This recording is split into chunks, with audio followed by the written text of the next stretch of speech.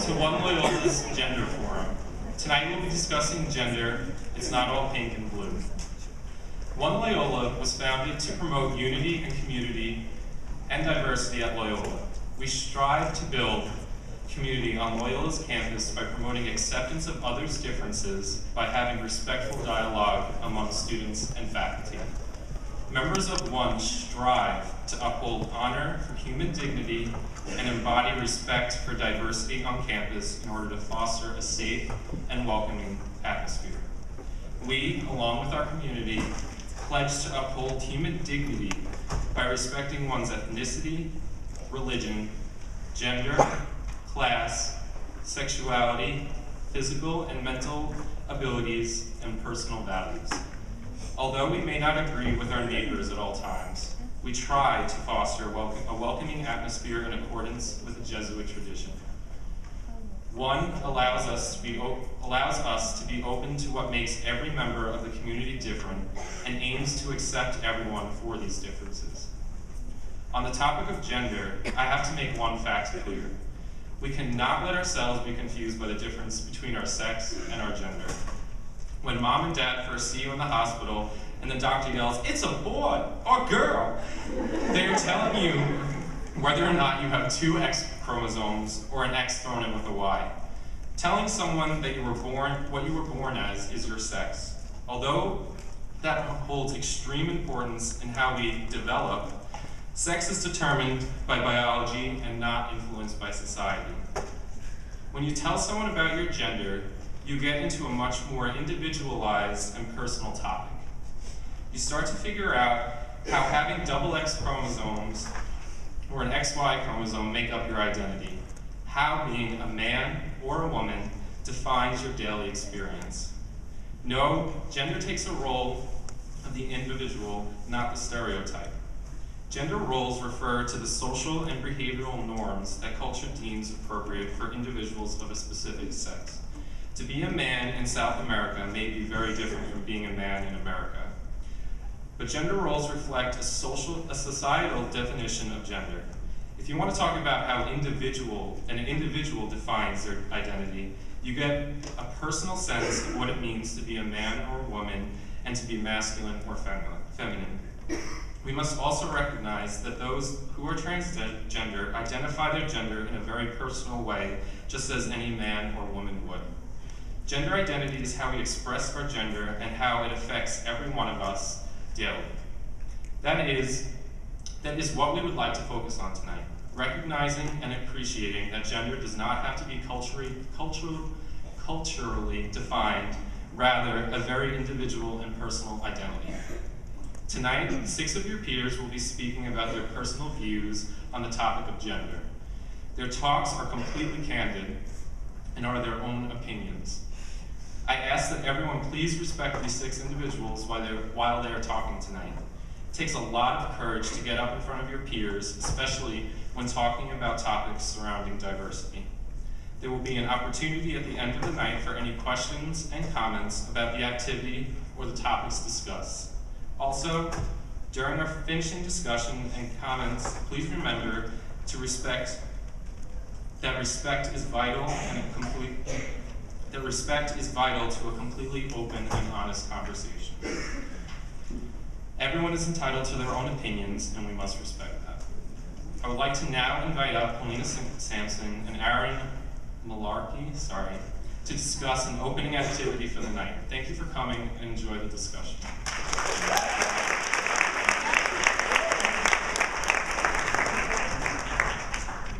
Hi everyone, I'm Helena Sampson.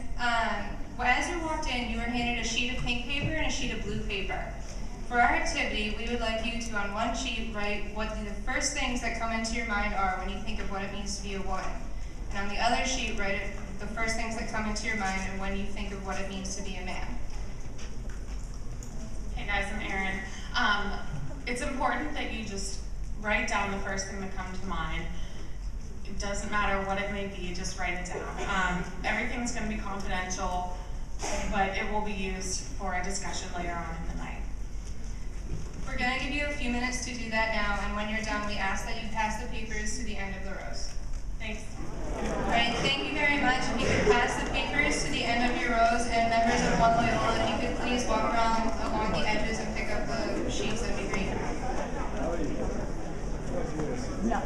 right, everyone. Thanks for participating in the activity. It should be interesting to hear the results in a little bit. Our first speaker coming up is Rachel Duden. Come on.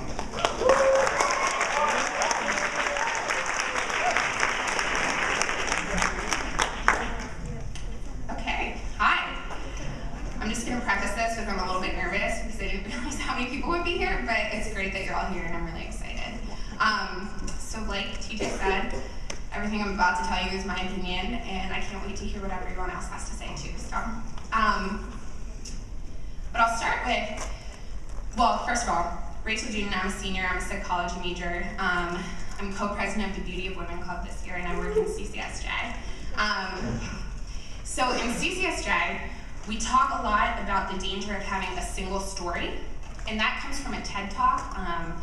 This Nigerian author gave a beautiful TED Talk about a single story and how people assume that since she's an African woman, they assume a lot of things about her, that she doesn't know how to speak English, that she came from an impoverished background, and she said that is kind of maybe an American single story of what it is to be a Nigerian.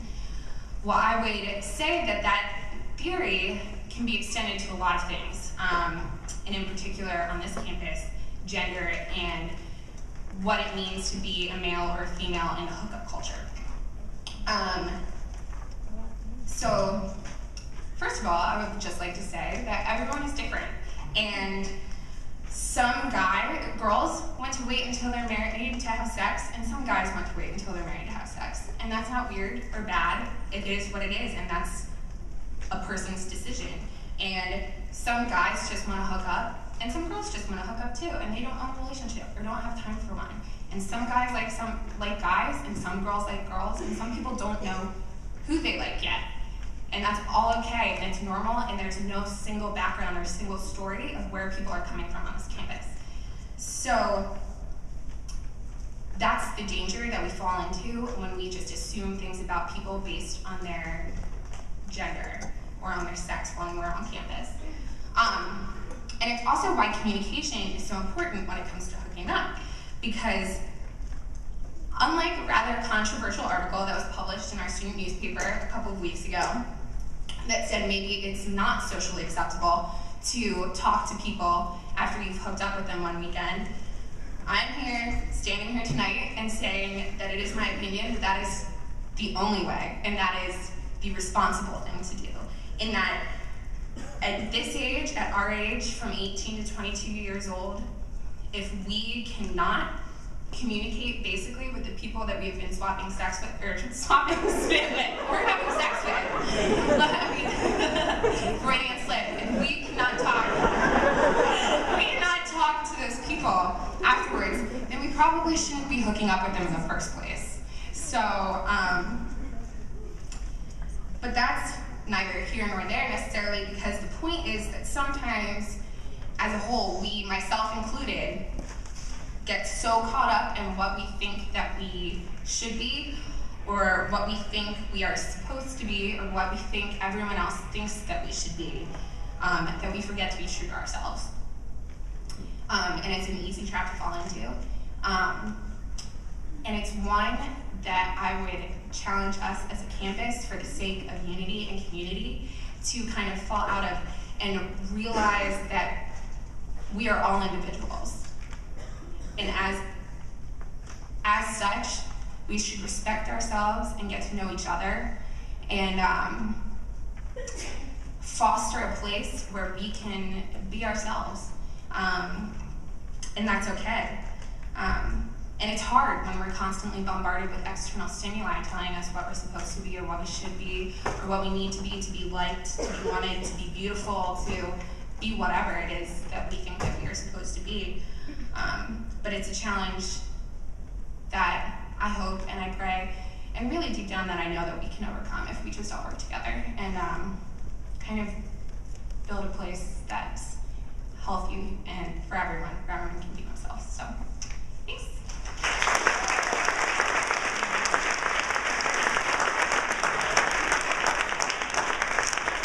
Thank you. Our second speaker for the night is Crystal.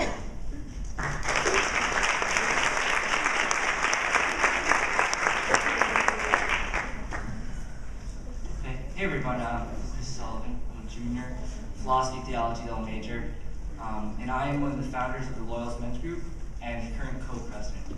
So 3 years ago, the Loyola Men's Group was formed by a group of 5 or 6 men students, and it sought to answer that big philosophical question: what does it mean to be a man? Big question. And we've come to realize it's not easy to answer. There are so many aspects of this one question.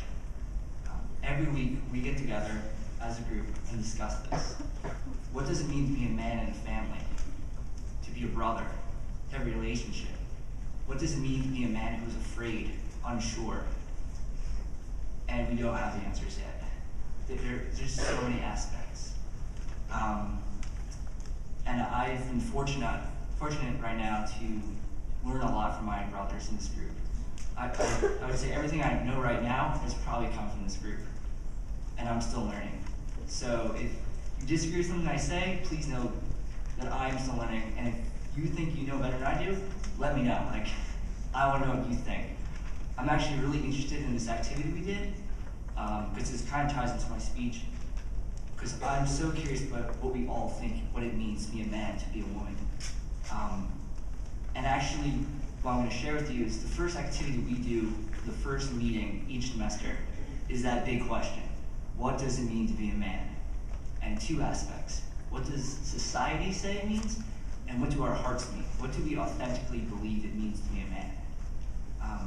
Every day, there are so many different influences in our lives that tell us what it means. We have newspapers, television, radio. We have the bro Bible, the bro code. I mean, look around campus.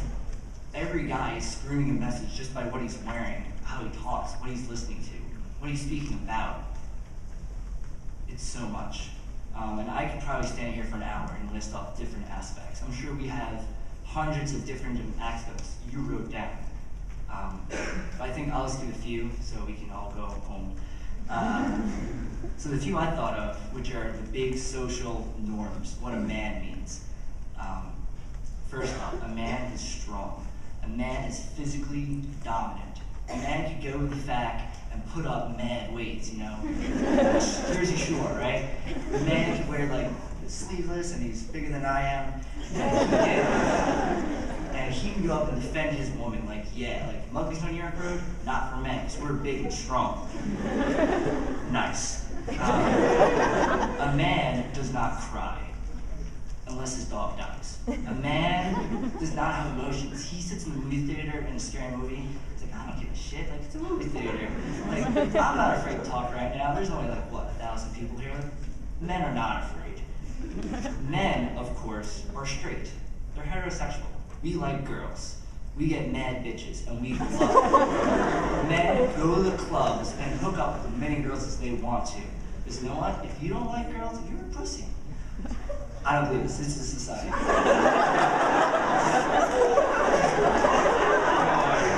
My mom will kill me.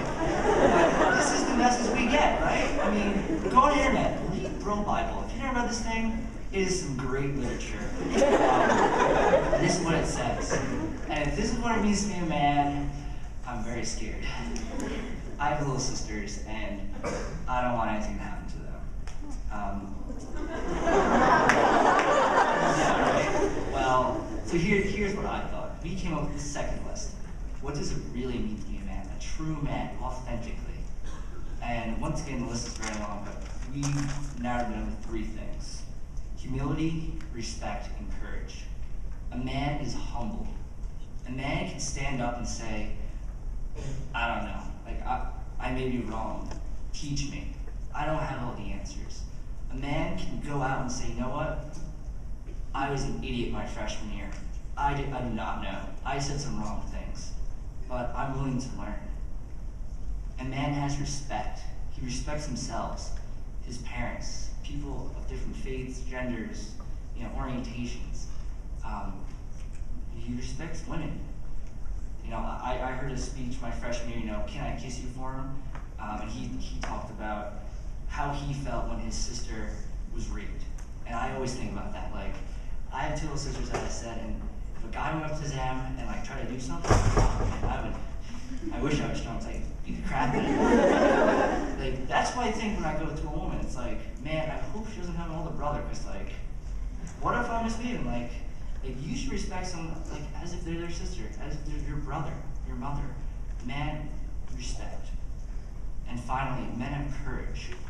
Now, don't confuse this with a lack of fear. I get scared all the time.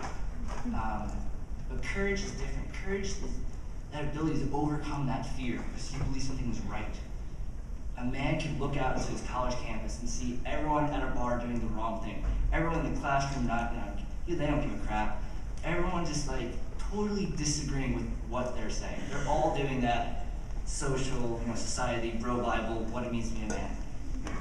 And like to act different, to be against the flow, to be diverse in that way is so scary. You don't want to be alone. Men are afraid to be inadequate. But men have courage. If you can have the courage and say, no, I reject that and I will do the right thing, because that is who I am as a man. That is who God intended me to be. That is courage.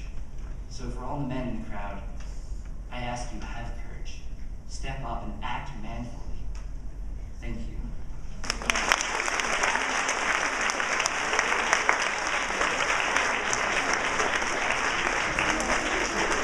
All right, next up is Amanda Nolan.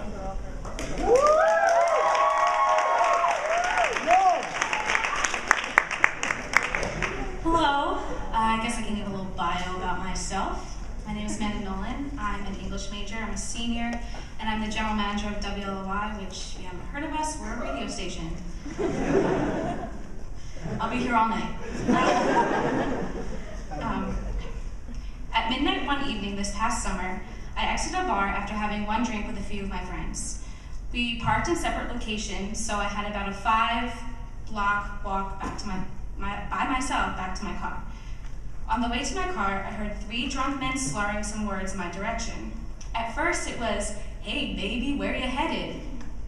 But when I didn't respond, I heard bitch, slut, whore, and one guy even said that I looked like I'd be perfect to go home with. It got worse. They began to chase me for 3 blocks until for one reason I don't know, they stopped, and I was able to safely get into my car and drive home. That night, my jean cutoffs, my wedge heels, and my short sleeve tank top were apparently telling these 3 men that I was open for business. Occurrences like these are not uncommon. It isn't rare for me to hear my friends saying that they were being hassled on the street due to their appearance or their clothes. And the problem with this harassment isn't that just incredibly annoying, because it definitely is. It's that this thought process perpetuates the idea that clothing is not just an expression of an individual. Instead, it's an invitation for the public to berate you, to shame you, or even to assault you. Worse, this mentality allows assailants to justify their actions by saying that her low-cut top meant that she was giving it away, and it permits these assailants to not be held accountable for what they do. Further, this reinforces the idea that a woman's body is not her own and is for public scrutiny, and it belongs to someone else. It's someone else's property. Bottom line, whether I'm displaying some cleavage, showing some leg, or letting the world see my shoulders, it is my own choice, and no one else's input should be involved. If you see me, you'll soon find out. I don't know if you can see me, but surprise, I have boobs. And sometimes I don't feel like wearing a turtleneck.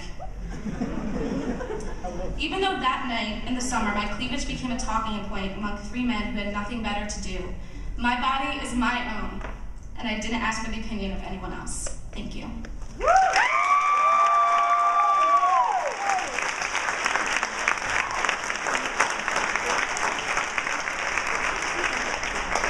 I would like to invite up Charles Donnelly.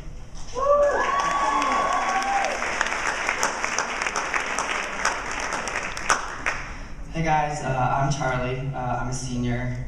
Bear with me, I got a bit of a cold this past weekend, so I'll do my best. Like Chris just said, a big question that arises when it comes to gender is, what does it mean to be a man? This is a question that can be answered in many ways, as Chris said. The provider for a family, the protector, the tough guy, etc. Each individual has their own set of traits. It's what makes each individual unique.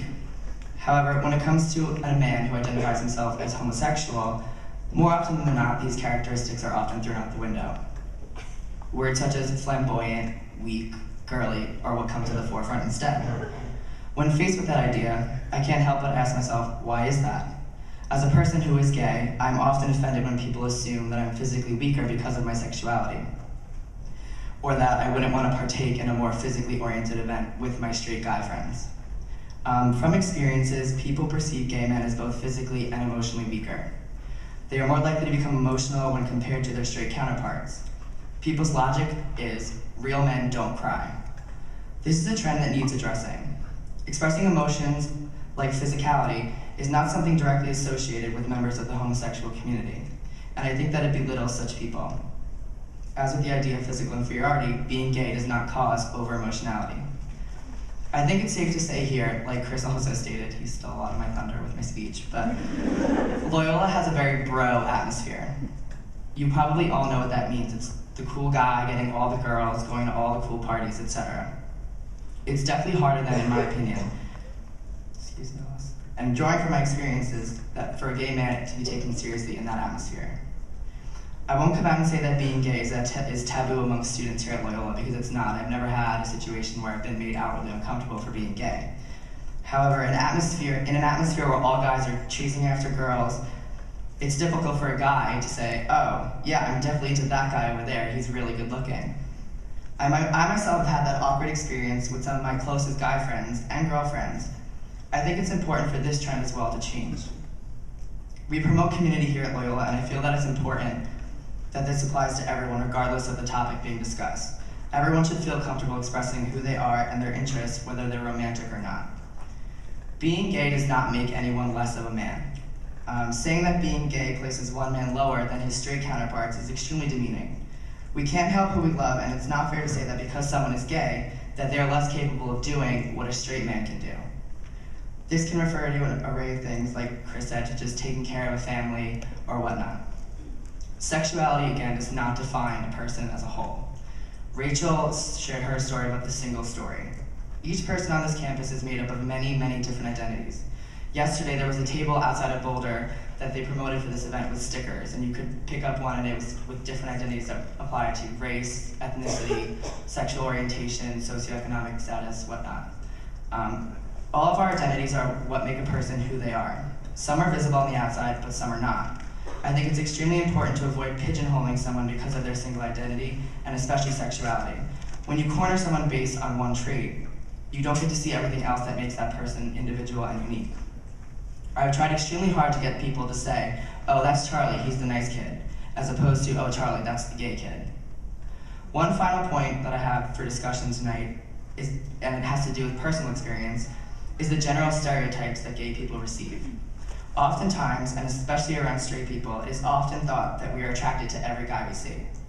My answer to this, are all of you heterosexual men and women out there attracted to every single man or woman that you see? If you said yes, you're definitely lying.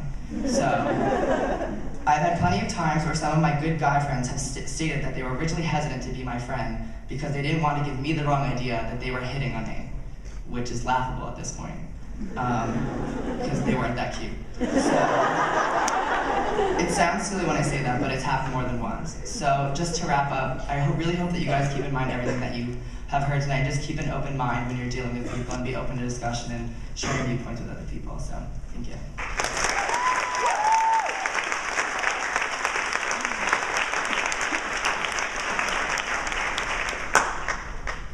Our next speaker is Stephanie Furtado.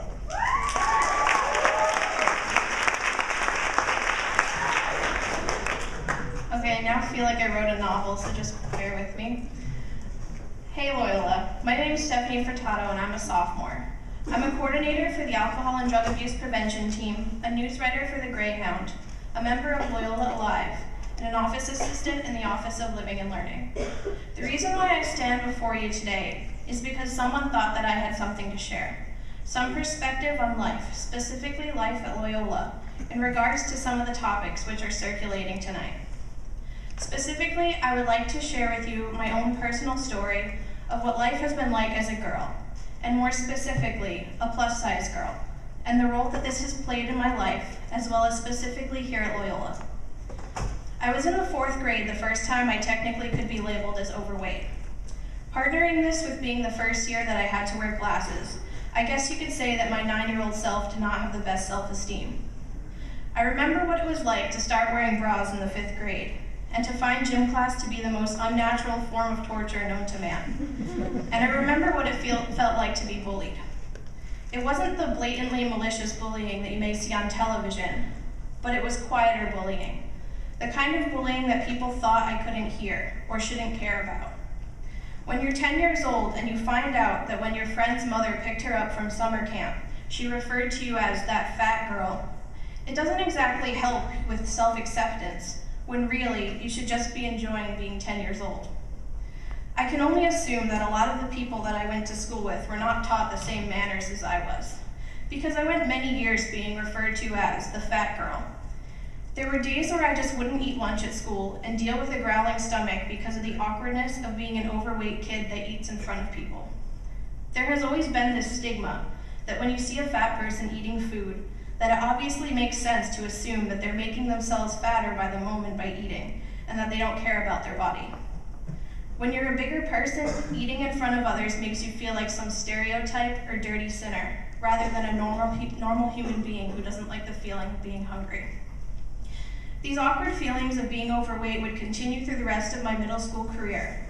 Upon starting high school, I was brought to a whole new world of big girl problems. I don't think my friends ever really understood why I would go dress shopping with my mom instead of them. In my freshman year of high school, I was at a very awkward in-between size. I was just at the very extra large end of juniors' clothing, allowing me to occasionally stay in the same department as my friends, as long as I was okay with my clothing being obscenely tight. At this point in my life, I was not flattering my body or accepting my body. I was trying to hide what my body was and fit into things that were not meant for me. At some unknown moment in time, something within me was forever altered, as was my love and respect for myself. After being in a loving, committed relationship and feeling better than I had in all my younger days, I accepted myself for what I was, a plus-size girl. Despite the fact that it was my high school sweetheart who helped me to build this confidence, I was greatly surprised when, upon the termination of that relationship, my confidence not only remained, but it grew stronger. It was my senior year of high school and I was single for the first time in 2 years. I had spent the past summer healing from the breakup, praying to God, and finding myself. I knew that I could not and I would not let the dissatisfaction in myself come back into my life just because a relationship had ended. That year is the first time I was truly able to consider myself an advocate for plus-size women everywhere. When I look in the mirror, I see exactly what you see as I stand before you. I just have a different perception about it because I live it, I love it, and I am it. I am a plus-size woman at a university known for its health-conscious and physically fit student body. Unlike back in my public high school, I could walk into a classroom at Loyola and literally be the only overweight person in the room. This may seem terrifying, but I find it more empowering. Just like any other minority group on campus, I too see myself as a minority. And also like many other minority groups on campus, I value my own diversity and the diversity of others. And I like to see my difference as something worth embracing and celebrating. Why should I hide because I wear a size 18? Why should anyone assume that I want or that I need to change the way I am? Who is anyone to judge a role that they have never held? I want to share a story with you about a time where I felt disrespected in my role as a plus-size woman on campus. It was last year. I was a first-year student, and I would like to directly quote a blog post that I wrote last year for my FE 100 class. While at Boulder, getting ready to enjoy a meal with my new friend, I saw a young man wearing a t-shirt. It showed 2 women, like the ones you would see on a bathroom sign. Only one of the women was bigger than the other. Under the smaller woman read the words, "Enter here," while underneath the larger woman were the words, "Do not enter." Now, if this mystery guy were ever to come across this blog, I would have no fear recounting exactly what I'm expressing here. I understand that not all men prefer larger women. Being with a plus-size girl is a personal preference, and I totally agree that if an initial physical attraction does not exist, a relationship would be very difficult, if not impossible, to initiate. It is curious, however, that the student pays for and chooses to attend a university which values itself on diversity and the inherent value and dignity of each person. Although unrecognized as such, I truly believe that people of different sizes and body types should be considered a form of diversity. Although Loyola's policy on free speech, as well as the First Amendment, makes it entirely in the rules to sport this t-shirt, I don't think the student was doing the university justice. As a plus-size girl myself, I have personally never witnessed anything as offensive as this. Because I am so in love with my body and so confident in who I am rarely insulted or belittled by others because of their perception of the way I am. However, this student, without even realizing it, and without even knowing me as a person, or as a sister to him in the Loyola family, offended and hurt me. It made me feel belittled, undignified, offended, and generally unwelcome in the Loyola community. Since that eye-opening day in Boulder, I have made it my personal mission to be even more proud of who I am. Allow me to recount for you one more moment of my first year here at Loyola. I was sitting in a male friend's dorm room in Butler with a handful of other close friends. We were just hanging out, sharing conversation and such. And at one point, Halloween, which had already passed, came up in conversation, and one friend came out and said, "I don't think they should make sexy costumes for fat chicks." He said this in such a condescending way, and instantly the friends in the room who knew me the best looked at me, sure that I was about to preach, and preach I did. "Really," I replied, "you really don't think that plus-size girls have the right to be sexy? Because you know I'm one of those people you're talking about." Of course, he claimed he didn't mean me, but I continued to explain, "I wear a size 18, and I think that if I want to look sexy on Halloween, I have every right to. And I appreciate those companies who make sexy Halloween costumes for fat chicks." Though these quotes are not exact and probably far from complete, this exchange put a student in his place, informed him that we too, us fat chicks, are beautiful, sexy women and deserve to be treated as such. For much of my life, I let my physical appearance be an obstacle for me. While I was never teased for wearing glasses or for the years when my fashion sense was a little off, there always have been and always will be people who do not find my body to be socially acceptable. For a while, it was a personal obstacle. It bothered me, embarrassed me, and upset me.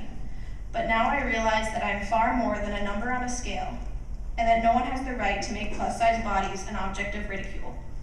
I am a writer, an activist, a leader, a seasonal McDonald's employee, and a person who likes sitting down for a good meal with friends and watching movies with my boyfriend. My interests simply do not coincide with those of a fit person. Being the way I am tends only to be an obstacle when people refuse to accept that I love myself the way I am. As I mentioned previously, when I look in the mirror, I see no false images. I see a beautiful 5'3", size 18, plus-size woman. Do not think for 1 minute that I am encouraging you to be overweight. I am simply telling you to love and accept yourself the way that you are. If you find the time to better yourself in between making a great contribution to this world, then go for it. I would never discourage anyone's desire for positive change. But at the same time, I would never discourage anyone from accepting themselves as they currently are in this moment in time. As long as you are able and willing to speak to who you are and stand up against those who may convince you that people like you don't deserve to be able to buy clothing, you will be just fine, and so will I. Thank you.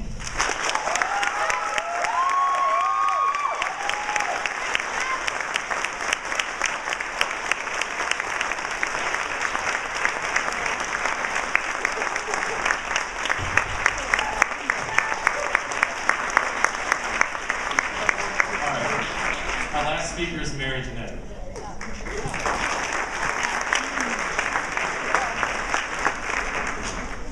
Hi, I'm Mary. I'm a grad student. I work at the Women's Center, which is my love. My two greatest passions in life are gender issues and writing. And so I've written a lot about gender, specifically about my gender. And when I asked Dr. Musgrove to read what I had thought about saying tonight, she referenced my hair as my consciousness. And so I'm going to use my hair to describe to you the consciousness of being the gender that I am. I have really fantastic hair. I have always had a love-hate relationship with it perfectly normal, but it's just kind of all over the place. I have never in my life felt like I had a really good haircut because my hair never looks the same 2 days in a row. It's not curly or straight. Someone once described it as kinky, which is, what I always wanted to hear. Sometimes I think it looks so awful that I can't rest until I shear some of it off. In fact, there are hair clippings literally on my bedroom floor right now. When someone told me to talk about tonight, at first I laughed at the absurdity of speaking about something as silly as hair. But I quickly realized I have so much to say about the evolution of my hair. I think the entirety of the story would take me all night, but I will try to share some of that journey with you. During the spring break in 2009, I cut and donated 10 inches of hair and returned to school almost unrecognizable. Not because of the haircut itself, but because of the internal and unexpected transformation that occurred as a result. For me, the story didn't end there though. I started wearing oversized clothing tied to my feminine shape, became obsessed with working out. I sometimes thought that I was trying to look like a 12-year-old boy, and maybe I still am.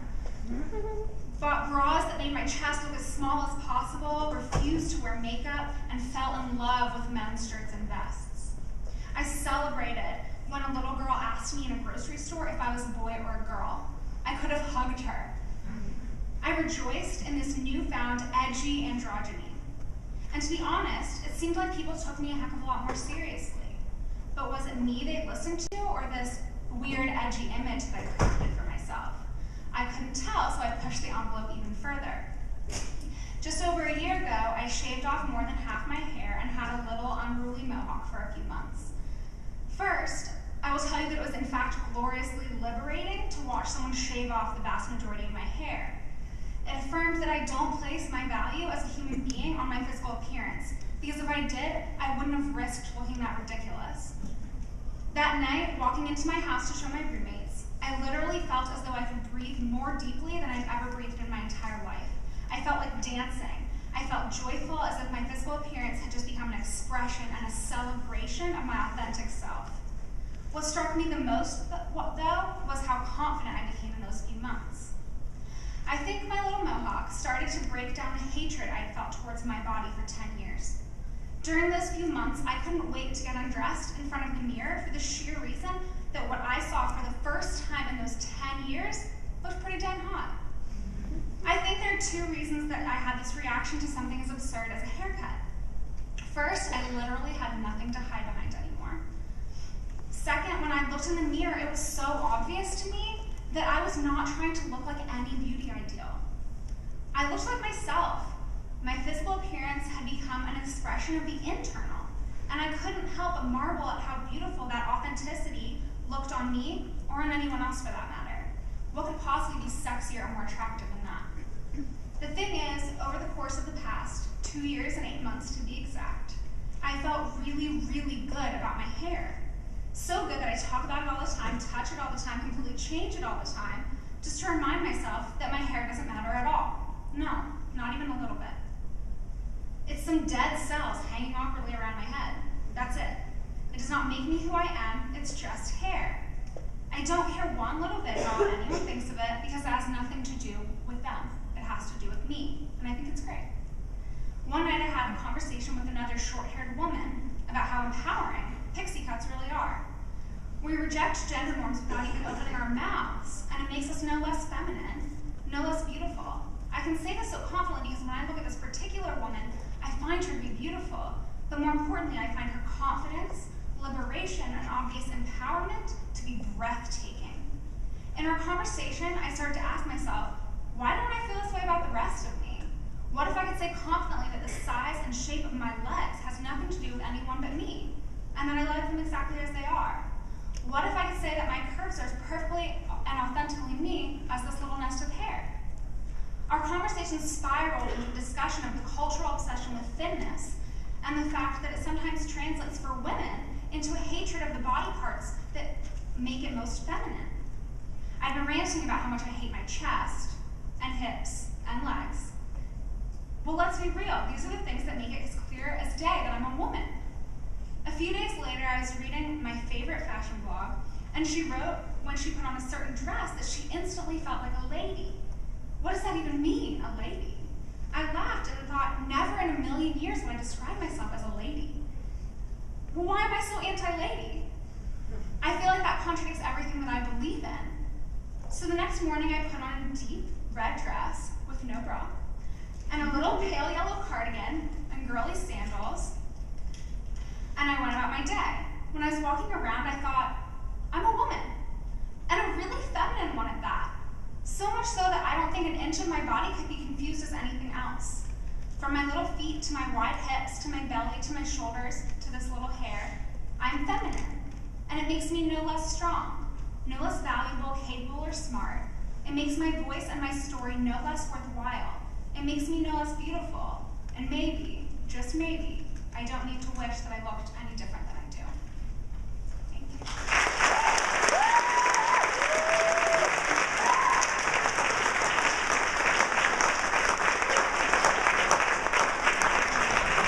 I'd like to thank all the speakers again. Everyone give them a round of applause.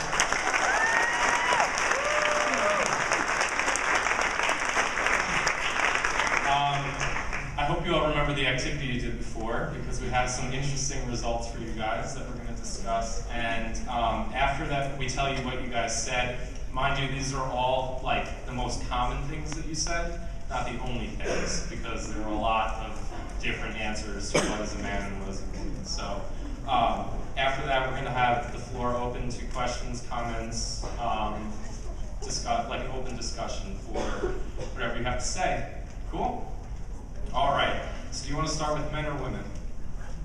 Women. I heard men first. All right, go for it. Part of the activity was we didn't tell you guys what color paper to put which gender on because we were kind of interested to see what everyone picked. So for men, about 145 of the results were all on blue paper and only 11 were on pink paper. The most common things that we got were strong or masculine, sports, athletic, dominant, tall, BJ's, balls, provider, rose, hero, less emotion or non-emotional, chivalrous, TV and video games, beer, cars, Tonka trucks, penis, CEO, tough, a bro, aggressive, father, masculine, cocky, dirty, provider, protective, breadwinner, money earner, and impulsive.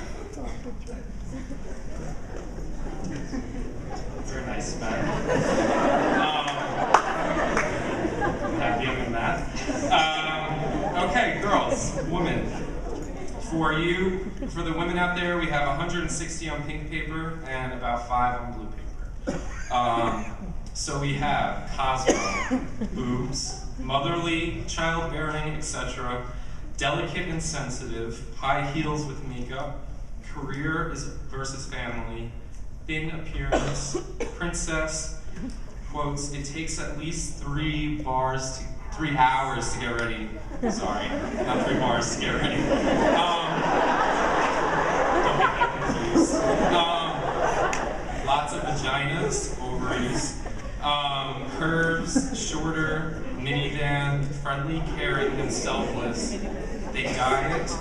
A person who can do anything she puts her mind to. Strength. We run the world, girls. Motherly and caring, dolls and princesses and dresses. So at this time we have 2 people. Matt, raise your hand for the right side. Hey, Matt. Rio over here, and we have an open forum. So I'd like some people to raise their hands on the mic. Questions, concerns? No, we got some back there.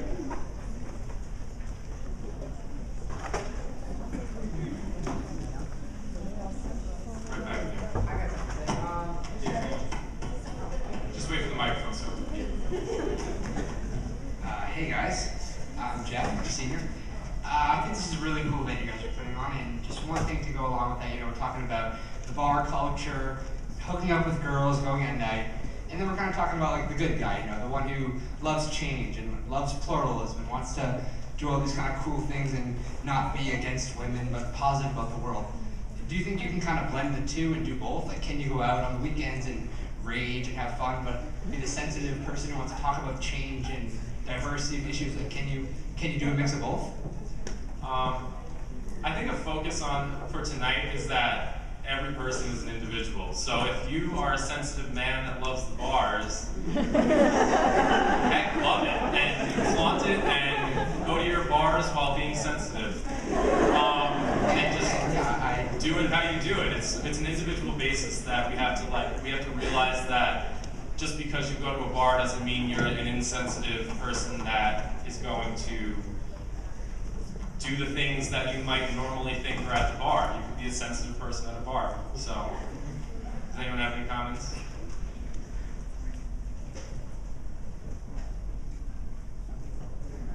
A couple more comments and questions. I actually have a response to that. I think you can do both. You can do whatever you want to do, and I think that's the point of this. Like, I am a female, but I like sports. I love football. It's my favorite thing in the world to watch. I would prefer to watch football than to watch a girly show like America's Next Top Model. But there are probably men who like to watch America's Next Top Model, etc. Fill the blank. And I think, as many of the people who spoke in front of the room today were trying to say, and did say so wonderfully and eloquently, that the point is to embrace what you like and to break gender norms or not break them, and I just think it's important to be open about what you like and not be chained to that based on if you are male or female and what you're supposed to like.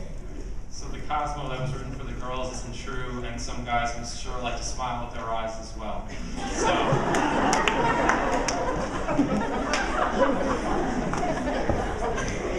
Smizing.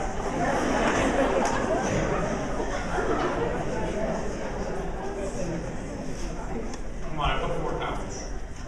Does everyone agree that men are penises and women are only boobs and princesses that take 3 hours to get ready? I hear a couple no's.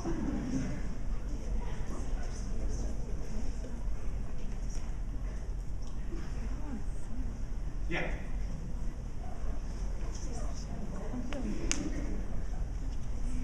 Sorry, I'm Megan, I have a cold. I got it from hooking up with Charlie.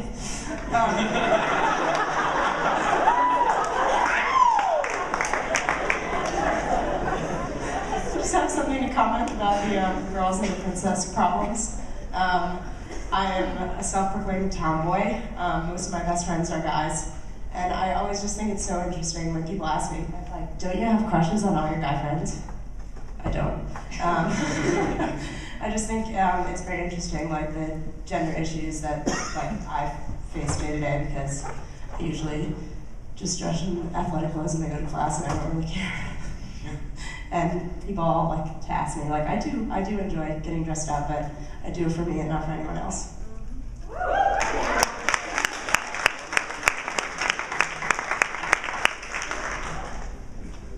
Hi, my name's Mara. I just kind of want to go off what Mary was saying before, that I love Disney princesses. I thought I was I thought that I was Ariel growing up, and I still do. You know what I mean? I'm more girly than the average person, but yet I am a huge feminist, and I believe in gender issues, and I think that whether you want to be androgynous or you want to be masculine or you want to be feminine, it's all about, like you said, individual. And so I think that you can be all about gender issues and still be at the bar and still be masculine or feminine, and it's just about like accepting everyone for the individual that they are and respecting everyone.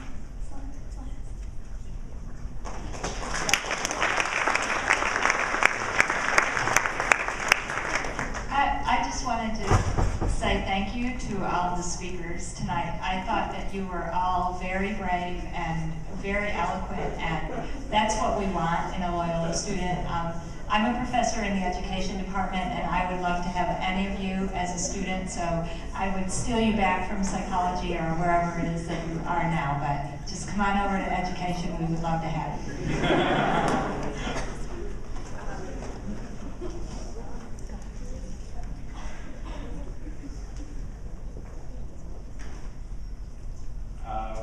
Last comments, concerns? Morgan.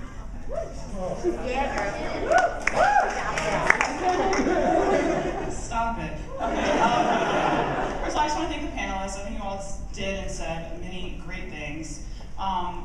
did notice that a lot of you are involved in things, like Chris is a co-president of the men's club or men's group, and was co-president of Beauty of Women. You don't have to be a leader about a club that deals with gender issues to be concerned and have these conversations. You don't have to have it just in like this forum setting. And you can have these conversations in Boulder, in Starbucks, in your room, wherever.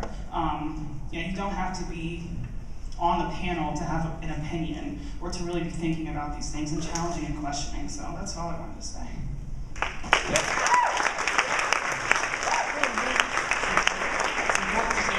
You here tonight, not only to reflect and discern on them yourself, but also to take them back and like mention them to people that you're talking to over some Mo's tomorrow, and having the discussion and asking the questions that you might not want to ask right now with just your friends, and kind of thinking on your own about what it is to be a man or a woman.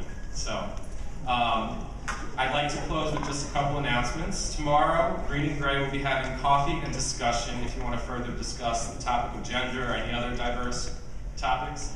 And it will be held at the refectory at 7:30.